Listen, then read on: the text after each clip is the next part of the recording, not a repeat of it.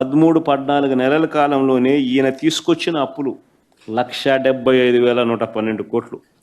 5 ఏళ్లలో మా ప్రభుత్వం చేసిన అప్పు 3,32,671 కోట్లయితే అన్ని స్కీములు ఇస్తూ నాడు నేడు లాంటి గొప్ప డెవలప్మెంట్ కార్యక్రమాలను చేస్తూ స్కూళ్ళు కానీ హాస్పిటళ్ళు కానీ రూపురేఖలు మారుస్తూ కొత్తగా 3 పోర్టులు గవర్నమెంట్ రంగంలో కడుతూ గొప్ప డెవలప్మెంట్ కార్యక్రమాలు మేము చేస్తూ అన్ని స్కీములు ఇస్తూ కోవిడ్ లాంటి విపత్కర పరిస్థితులను ఎదుర్కొంటూ అయినా మేము చేసిన అప్పులు కేవలం 3,32,671 కోట్లయితే ఈయన 13-14 నెలల్లోనే ఈయన చేసిన అప్పులు 1,75,112 కోట్లు. అంటే మేము 5 ఏళ్లలో చేసిన అప్పును ఈయన 13-14 నెలల్లో 52.43% ఇప్పటికే చేసేసినాడు.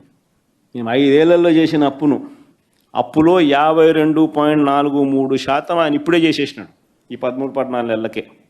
నేను అడుగుతా ఉన్నా, ఈ డబ్బంతా ఎవరి జోబీ లేకపోయింది? ఎవరికి ఒక స్కీమ్ ఇచ్చింది లేదు, ఎవరికి ఏ మంచి చేసింది లేదు. మరి డబ్బంతా ఎవరి జోబీ లేకపోయింది. అయినా ఎవరు ప్రశ్నించకూడదు, ఈ మాదిరిగా ఉన్నా కూడా ఎవరు అడగకూడదు. అడిగితే సుమా తప్పుడు కేసులు.